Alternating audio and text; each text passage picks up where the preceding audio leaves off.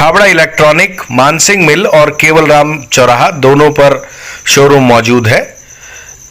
Fridge, cooler, AC, deep freezer, TV, washing machine, mixer, juicer, grinder, note गिनने की machine सहित बहुत सी electronic item मौजूद हैं। एक बार विजिट करें अथवा फोन लगाकर जानकारी ले सकते हैं। मध्य प्रदेश के खंडवा लोकसभा में उपचुनाव होने हैं। खंडवा लोकसभा से पूर्व सांसद स्वर्गीय नंद कुमार सिंह चौहान के स्वर्ग सिधारने के बाद यह सीट खाली हो गई, जिसके बाद उपचुनाव की चर्चा अब चलने लगी है। कांग्रेस के प्रबल दावेदार अरुण यादव पहले ही क्षेत्र में दौरे शुरू कर चुके हैं। आपको बता दें कि खंडवा पूर्व सांसद स्वर्गीय नंद कुमार सिंह चौहान के पुत्र हर्षवर्धन सिंह चौहान की दावेदारी भी प्रबल मानी जा रही है। उन्होंने भी क्षेत्र में आना जाना शुरू कर दिया है। वह आज मांधाता के ओमकारेश्वर तीर्थ नगरी पहुंचे, भगवान भोलेनाथ के दर्शन किए और उनकी अगवानी मांधाता विधायक नारायण पटेल के पुत्र दीपक पटेल ने की। उनके साथ काफ़ी कार्यकर्ता थे, मांधाता के कार्यकर्ता थे। हर्षवर्धन सिंह ने यह कहा कि भगवान भोलेनाथ से यही प्रार्थना की है कि ये बीमारी खत्म हो जाए और तीसरी लहर सहित अन्य कोई भी लहर भारत में ना आए, खंडवा में ना आए। उन्होंने इस बीमारी के चलते अपने पिता को खोया है।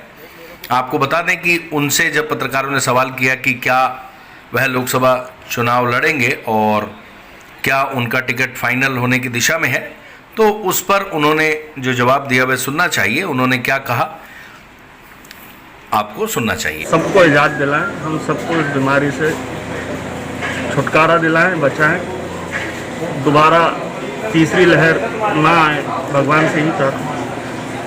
इस विषय पर बोलने के लिए मैं अधिकृत व्यक्ति नहीं।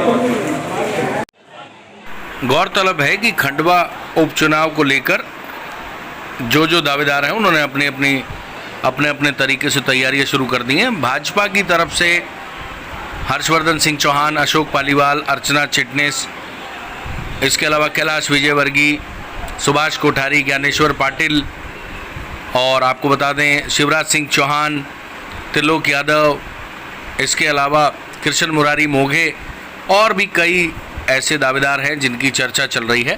कहने वाले तो यह भी कहते हैं कि शक्ति सिंह राठौर की भी अंदर खाने में चर्चा रही है। हालांकि पार्टी किसे टिकट देगी, आने वाले समय में क्या होगा, ये तो भगवान ही जाने और समय ही बताएगा। परंतु चुनाव से पहले इस तरह की चर्चा आम हो चली है। लेकिन जो 2-3 दावेदार मजबूती से दिखाई दे रहे हैं उनमें हर्षवर्धन सिंह चौहान, अर्चना चिटनेस, अशोक पालीवाल ये शामिल हैं और सुभाष कोठारी की बात भी कही जा रही है कि वह भी मजबूती से आगे बढ़ सकते हैं। परंतु कुल मिलाकर भाजपा में जो दावेदार हैं उनकी संख्या कांग्रेस के मुकाबले काफ़ी ज़्यादा है।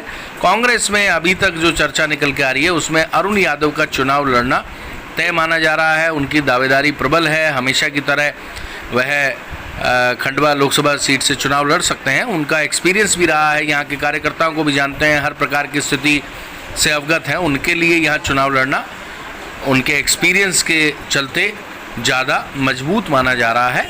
अब देखना ये होगा कि पार्टी दोनों तरफ की किसको टिकट देती है। हालांकि बसपा, आम आदमी पार्टी और निर्दलीय बहुत से लोग अभी मैदान में आएंगे। अब जनता क्या फैसला लेगी वो तो